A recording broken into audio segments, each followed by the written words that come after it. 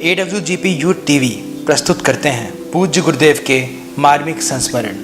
लेखक हैं पंडित लीलापत शर्मा। स्वर है प्रखर सक्सेना का। पुत्र की आयु बढ़ाई। हमारे मिल पर मोहनलाल दलाल दलाली का काम करता था। उसका 1 वर्ष का लड़का था। उसका स्वर्गवास हो गया। हमने जब यह शोक समाचार सुना तो उसके पास उसे सांत्वना देने गए।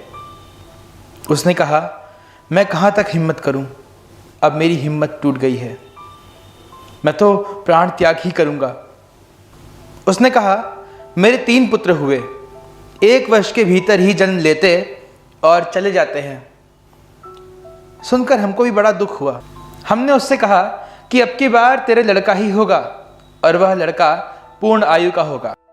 उसके जन्म के समय हम गायत्री यज्ञ करा देंगे और उसी में उसका नामकरण संस्कार करा देंगे। उसको सांत्वना देकर हम चले आए। बाद उसके यहाँ फिर लड़के का जन्म हुआ।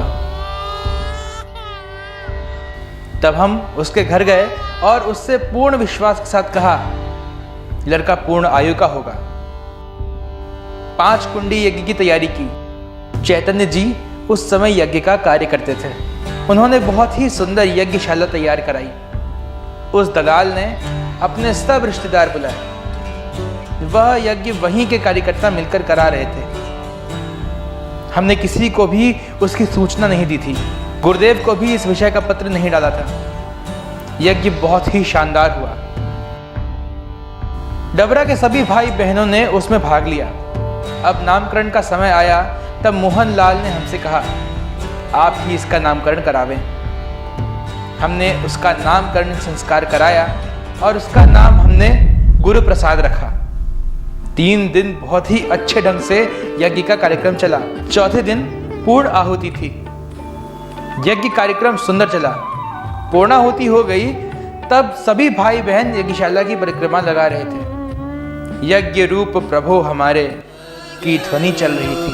प्रभो हमारे भाव उज्ज्वल कीजिए, छोड़ देवे छल कपट को मानसिक बल दीजिए। वेद की बोले न मालूम कहां से यज्ञशाला में यकायक आग लग गई। यज्ञशाला को साड़ियों से सजाया था। बहुत सामान था। थोड़ी देर में आग ने यज्ञशाला भस्म कर दी। हम भी देख रहे थे।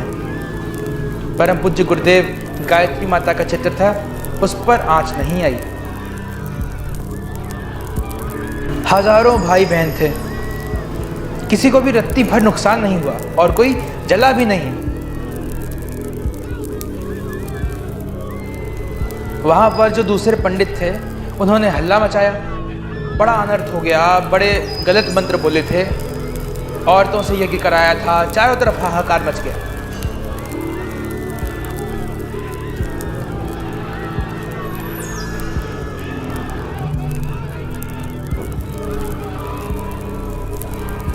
वहां पर जितने उसके नातेदार रिश्तेदार थे, सभी बहन भाइयों की आंखों में आंसू थे। सब रोने लगे।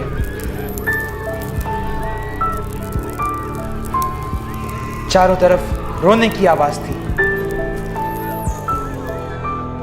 हमारे दिल को भी बहुत धक्का लगा कि यह क्या हो गया। हम भी पछताने लगे।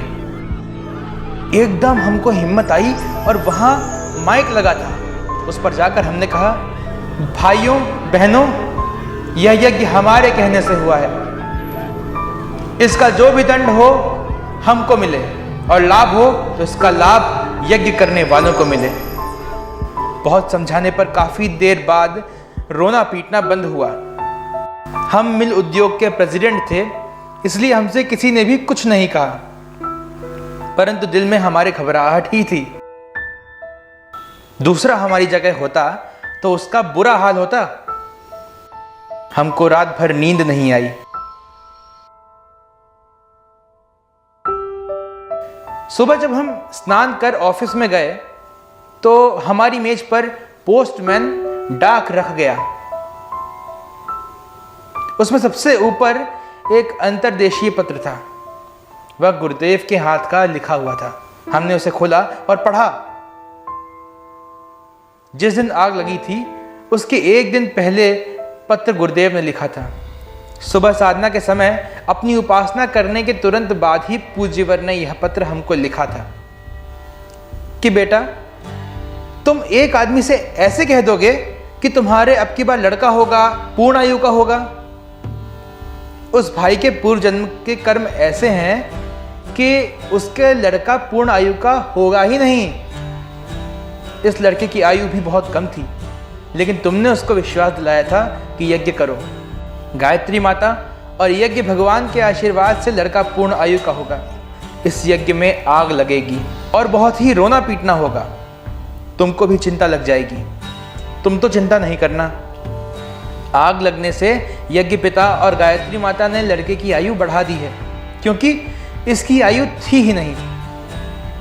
यूं इस घर में अशुभ कार्य होने वाला था, उसको गायत्री माता और यज्ञ भगवान ने अपने ऊपर ले लिया और उस लड़के की आयु बढ़ा दी है। जो इस घर में रोना पीटना होने वाला है वह इस यज्ञ में ही हो जाएगा। तुम चिंता मत करना, लड़के की आयु बढ़ा दी है। हमने पत्र अपने पास रख लिया और कुछ समय बाद लड़के की जन्मपत्री बनवाई। ग्वालियर के अच्छे पंडित जी से उसकी जन्मपत्री को दिखवाया। वह दलाल भी हमारे साथ था। पंडित जी ने कहा, इस लड़के की आयु बहुत ही कम है। हमने पत्र पढ़कर सोचा, जब हमने गुरुदेव को पत्र नहीं दिया, गुरुदेव को कैसे पता चला? हमारे दिमाग में आया कि साधना में भी ऐसी शक्ति मौजूद है कि वह साधक को घटित होने वाली घटना का एहसास मीलों दूर होने पर भी करा सकती है। अब हमारा विश्वास गुरुदेव के प्रति और भी अधिक बढ़ गया। हमने सोचा कि गुरुदेव त्रिकालदर्शी महापुरुष हैं। हम इस किस्से को दूसरे भाई बहनों को सुनाते थे, तब उनको बड़ा अचरज होता था।